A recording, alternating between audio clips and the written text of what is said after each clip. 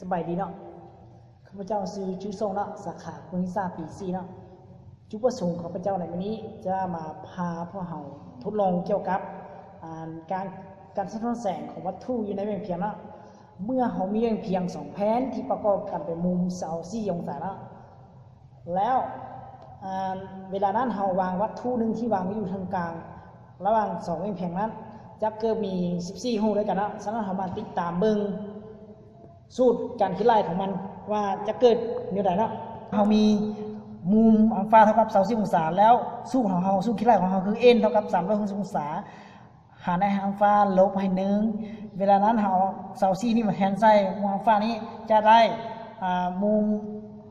360องศาหารให้24ลบให้1เท่ากับ15ลบ1เท่ากับ24รูปด้วยกันเนาะฉะนั้นเรามาเบิ่งเป็นเพียง2แผ่นเนาะและ2กับ1และไม่บรรทัดทราบบรรทัดที่มุมและฝาน้ำดึงเป็นวัตถุเนาะถือเป็นวัตถุเนาะและดินจี้2ก้อน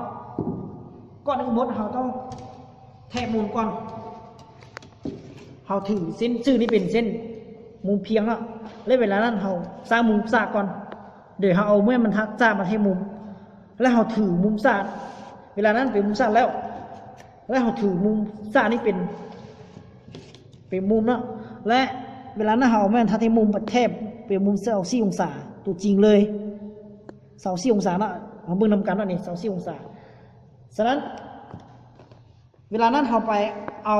แว่นประกอบกันว่าเป็นเท่าไหร่นะเมื่อเราถือแว่นเพียงที่แว่นตัวนี้เป็นแว่นที่1โดยวางเป็นลักเนาะ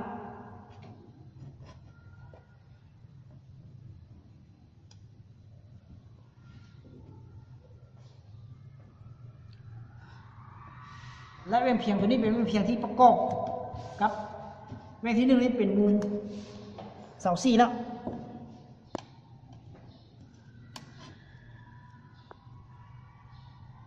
เป็นมุม24เอาก้อนหินมาค้ำไว้เพื่อไม่ให้ลงโอเคแล้วอันนี้คือ24องศาเนาะอันนี้คือ24องศาที่เราประกอบกับแว่นและเวลานั้นเราเอาวัตถุมาวางไว้ทางกลางของมันระหว่างแว่นเพียง2แผ่นนั้น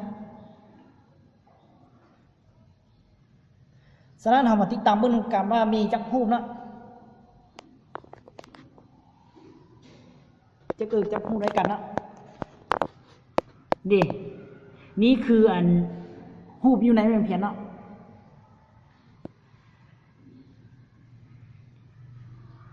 นี่คือรูปอยู่ในแว่นเพียงฉะนั้นเรามานับเบื้องนำกันว่ามี14หูแท้บ่มานับเบื้องนี้ก่อนเนาะนับเบื้องนี้จะมี1 2 3 4 5 6 7 8 9 10 11 12 13 14เนาะนี่ฉะนั้นการทดลองของเราจะมีตามจุดประสงค์ของเราจะมี14หูแท้เนาะสำหรับวิดีโอของข้าพเจ้านี่จะมุกเพียงเท่านี้เนาะสำหรับวิดีโอของข้าพเจ้านี่บ่ปราศจาก